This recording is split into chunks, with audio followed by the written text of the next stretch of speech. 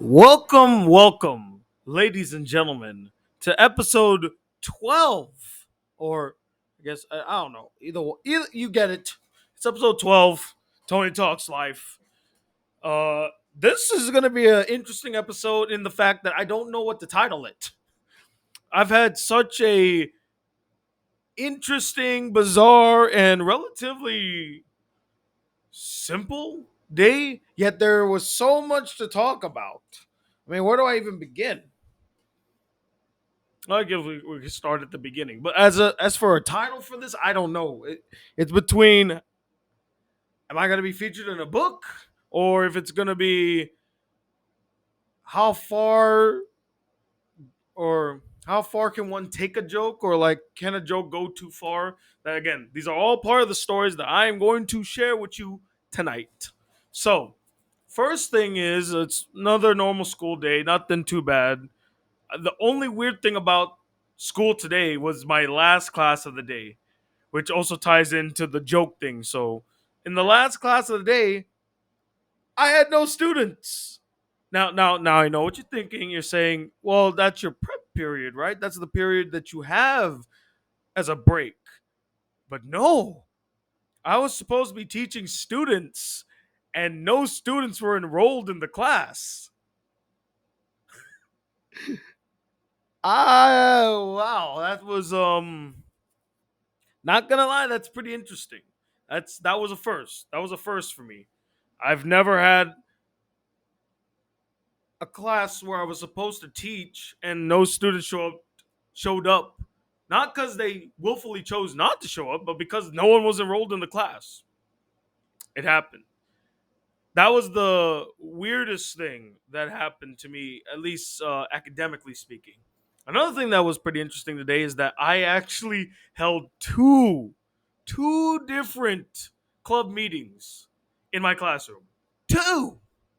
One was for the Academic Challenge Bowl team. They held their first meeting today and did some practicing. And the other was for my dance team, Uprising. They also had their meeting and they, you know, talked about their plans a little bit. They asked me to be their main advisor, which I was so surprised because, I mean, I'm honored. I'm touched. I didn't do anything last year. All I did was I sat in their room and let them practice. That's it. That was the most I did for their team outside of maybe going to some of their performances. And I only did that because I had some extra time. But I'm touched, honestly, by the fact that they appreciate me that much or they admire me that much. I don't know. I don't know where I deserve I don't know how I deserve this sort of I wouldn't say trust, but this sort of admiration for doing practically nothing. So I mean, you can't explain it sometimes, right? It just kind of happens. Kind of happens. Now let's tie into the whole situation with a joke. So as I'm sure I've mentioned thousands of times already, I'm part of a friends group, and in this friends group, we actually have a group chat. And in this group chat, we, basically mess around and tell jokes. Many of them are edgy. Many of them are really insensitive and racist. I mean, just if you were to show somebody the history of our group chat, my goodness, all of us would be canceled. I mean, there's like racist jokes. We make short jokes. We make gay jokes. I mean, the only thing, and I think no, we even made a few rape jokes too. Yeah, actually, yes, we did. Which to me, that one was kind of crossing the line. I don't know why we went there, especially because it's a group chat with girls too. Like the person that made that joke, he was he was put in his place. He was talked to, but it was just kind of.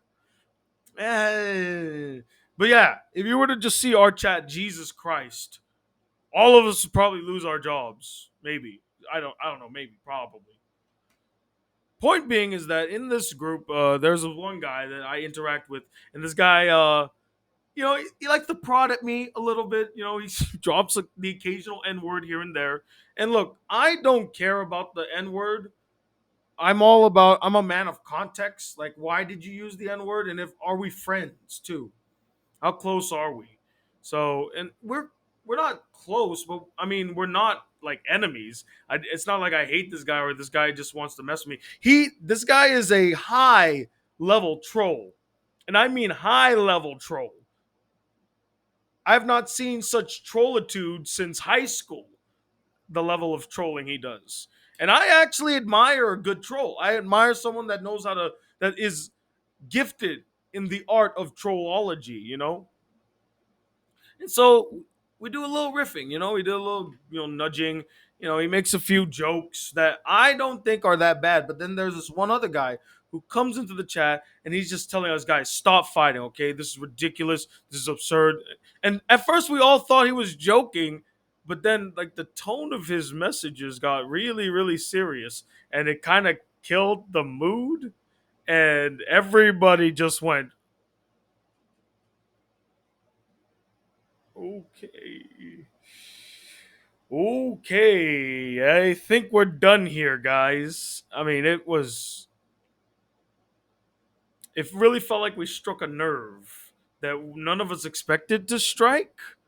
I I was surprised. I was like, where is this guy? I even messaged him privately. I'm like, hey man, you okay? And then he explains to me about how he felt about the situation, and it was even something that was pent up in him from what happened on Saturday. So on Saturday, that same guy, the high level troll, me and him, right? We did a little bit where I pretended to be super duper mad at him, and then I was like I jumped out of my car and I was running to his car and I was trying to break in and like pull his ass out so I could beat the crap out of him. And I was, again, I was joking.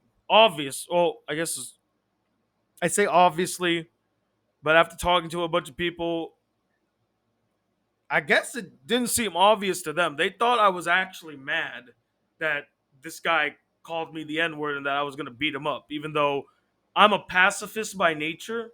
I don't initiate fights. Now, if put in a situation where I have to fight, then I'll fight. But I'm a pacifist at nature. I don't like to fight if I don't need to. I'm a man of words. If we can talk this out and we can handle it like that, then let's do that. I don't want to fight. Fighting solved nothing, in my opinion. Anywho, so he explains to me that he was upset about what happened on Saturday with that whole situation because he felt as though that if the security of the parking lot just happened to see me doing that, that we would all get in trouble. And I'm like, I mean, I see his concern, but it just kind of seemed like a reach, especially here on Guam. But he had a fair point. Maybe we did go a bit overboard with some of the jokes we were making, and we weren't really taking into consideration how others were feeling in the chat. It was an interesting dilemma, and it really made me reflect on the idea of how far is too far, kind of thing. I mean, how far is too far really just depends on the people that you talk to. Maybe some people don't like even the simplest of jokes.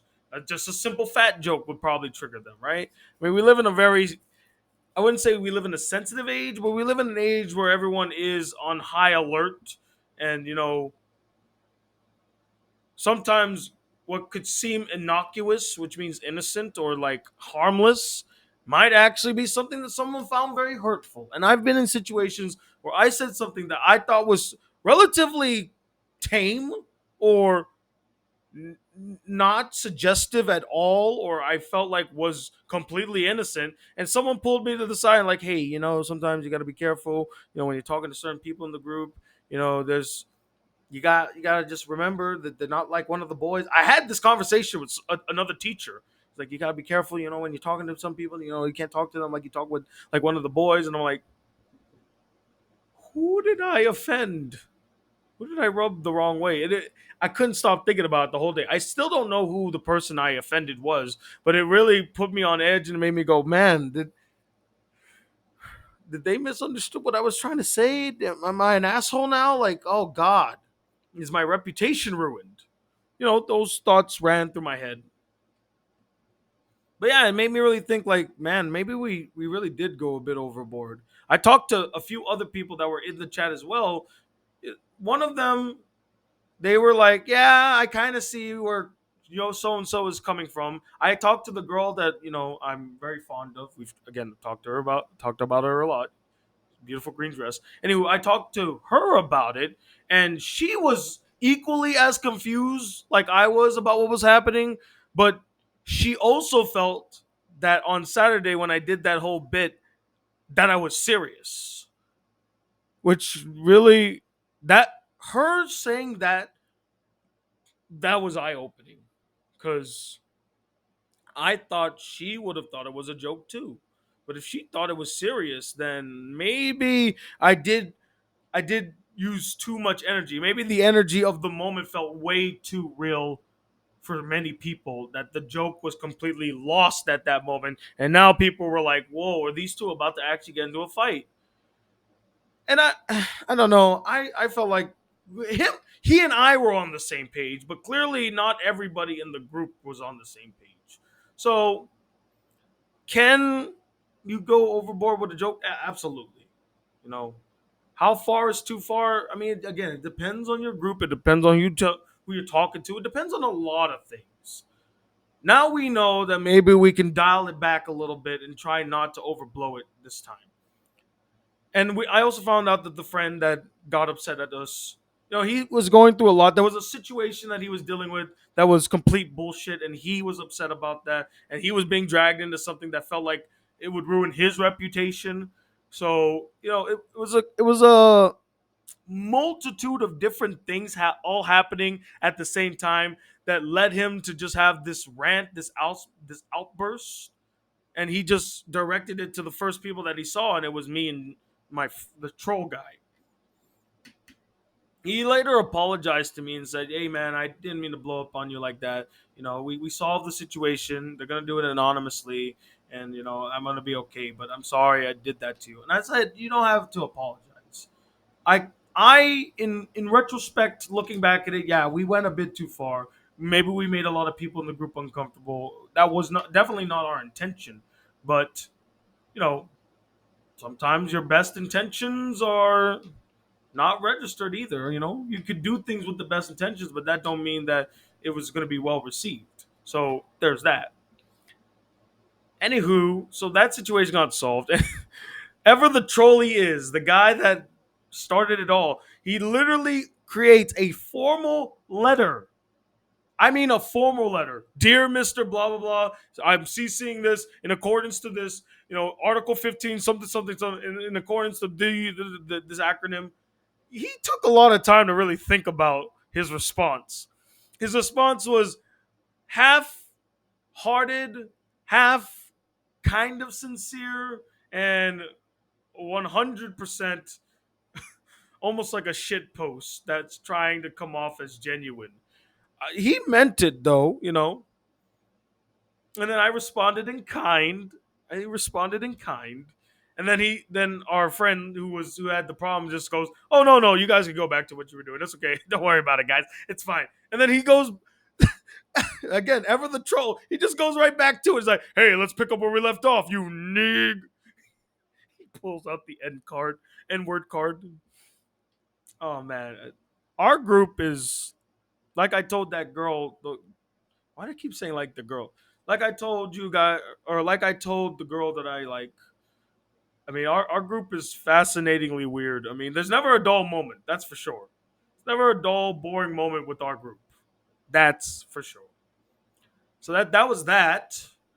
And then to end the day, I was a part of this I'm part of this class that's about re-examining Guam history and kind of the issues that we have in the telling of Guam history. Now, I'm gonna say right up front, I was completely out of place in this class. And that's not an exaggeration. I am black and Filipino. I think I might be the only black Filipino or even black and or Filipino or non-Chamorro in the classroom. And it made me go, why in the hell did they invite me here? Why am I the guy that's chose? I, I don't feel like I deserve it. It's one of those like you're not worthy kind of thing. I didn't feel like I deserved to be there. I mean, I look. I'm from Guam, obviously. I was born and raised on this island, but just because I was born and raised on this island, I don't think I really have the right to really speak on Guam's history as someone that is technically still an outsider in a sense. I don't know. It was a jarring feeling, especially because everyone started talking Chamorro, and I'm just sitting there like trying not to show my embarrassment of not knowing any of the things that they're saying and looking like a complete imbecile. It was, excuse me. Wow. This is the second time I yawned in a video.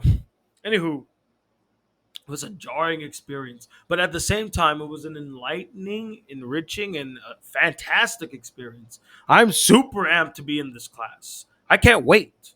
I can't wait to hear what everyone has to say, the discussions we're going to have. I have opinions that I want to share as well. I mean, I don't think I have the, not that I don't have the right, but I don't think that I'm going to be as vocal as everybody else. I want to hear what everyone else says and then I can contribute. But I'm actually very excited to see where this class is going. And I might actually be featured in a book. I mean, again, I don't know if they're gonna actually credit any of us when they make the book, like a contributing writer or like a source or something like that. It could just be they're gonna write the book and then whatever we talk about, that's how it's gonna be. I don't know. It's possible. This would be the second time that I would be featured in a book. Yes, the second. You heard me right. Second time. I remember many years ago I was featured in an YouTuber anime book. Yes, that exists. It exists somewhere. I don't know where it is. I never bought it, but I remember the guy, he sent me the portion that I was in. So that book's out there somewhere. I'm sure I've been featured in other books as well. I mean, I don't know, but this would be the first history book that I would be featured in. And I'm not gonna lie, that would be a dream come true, kind of, that I was able to be featured in a history book. I mean, I'm not gonna lie, as a history teacher, one of the things you want to do is actually be a part of the telling of history, right? So I I'm excited about that notion about being able to help to craft history. And what I love is that the people that are guiding this class, the people that are the lecturers, the ones that are going to be the heads of the class, it really feels as though they have the right mindset to teach this or to at least head this. One of the professors, or at least one of the lecturers, he really was like, guys, I don't like art. I don't like caricatures of historical figures. We shouldn't just paint the Chamorros as they were the good guys and the Spanish were the bad guys. So it's a little bit more unique than that. And I'm like, yes, preach. Thank you. Because, like I teach my students all the time, history is not black and white. There are good and bad people on both sides. Whether you want to believe it or not, that's history. The idea of the good and the bad, that's not a thing. We made that up. There are people with good intentions, there are people with bad intentions, and they're on each side of the field. You can't say one side is the good guys, one side is the bad guys. I know that sometimes it seems that it's obvious, but take into consideration America. All right? How would you categorize America? Good or bad? It's hard. It's hard to categorize it. Because from one perspective, someone's going to say that America's always been a great nation that's done the right thing and been a trailblazer for all these great modern things, these progressive ideas. And then you can ask another person, like, no, America's been a piece of shit. They've been terrible. They've been way behind on the times. They have not been as progressive as they like to pretend that they are. And the truth of the matter is that this country is not the beacon, the beacon on the hill, or the shiny house on top of the hill as it proclaims itself to be. And that's history. It's so muddled. It's so gray. Perspectives do come into play. So again, and I like that he addressed that. We shouldn't just make the Chamorros out to be like goody two shoes and all of them are great. Some of them probably did very heinous things. Some of them probably did really great things. Maybe their decisions in the past were not the wisest. Maybe their decisions in the past were actually beneficial. When you're gonna tell history, you got to tell it all. You can't leave any parts out. That's why I tell my students, while the Spanish that took over Guam, took over the Philippines, while they did a lot of bad things, there were a lot of good things that they did. And out of all the colonizers that ever colonized Guam, in my opinion, if you really look at the details and you look at the history and you look at the evidence, the Spanish were the best colonizers on Guam. The best. They actually allowed the Chamorros to have some power, not all of it, but they granted them some power. They allowed them to keep their language. They actually helped to preserve their language. They taught them many great skills and they modernized them for a future that was changing right in front of them. I personally believe the Spanish did some good things, if not a lot of good things. Now, did it come at the cost of killing a lot of people? Absolutely. But then what part of history is not written in blood? What moment in history is not written in blood? No part of history is not written in blood somewhere in the pages, right? So yeah, I as you can already tell, I'm amped up for this class, and it's only been day one. We still have way more classes to go, and I can't wait. I'm excited. This should be good. And while I did say I felt out of place, maybe I might be the voice that needs to be in the room in some of these discussions. It's possible. Only time will tell. Only time will tell. Anywho, that's pretty much all I have to say in that regard. I really enjoyed today. It was a hell of a roller coaster ride, that's for sure. And yeah, what are things to take away from this one? Well, when telling jokes, just be aware of the audience that you're telling the joke to and make sure that everybody who is involved is in on the joke. Okay, they all need to be in on the joke. If one person's not in on the joke and you do this bit, there's a high chance that they could go south. So again, know the limits, know the lines that you don't cross when telling certain jokes. Understand your audience. And then secondly, remember that history is not black and white, guys. It's very muddled, it's very gray. You really need to explore every part of history. Don't explore this one part and say, that's all I need to know. No, explore the other side. Hear what they had to say, and then come to a conclusion. Because you never know. What if the loser happened to be the one that was wronged and they were just defending themselves? That's happened a lot in history, right? Does that make them the bad guy because they lost the fight and that we wrote them as the bad guy? That's not fair.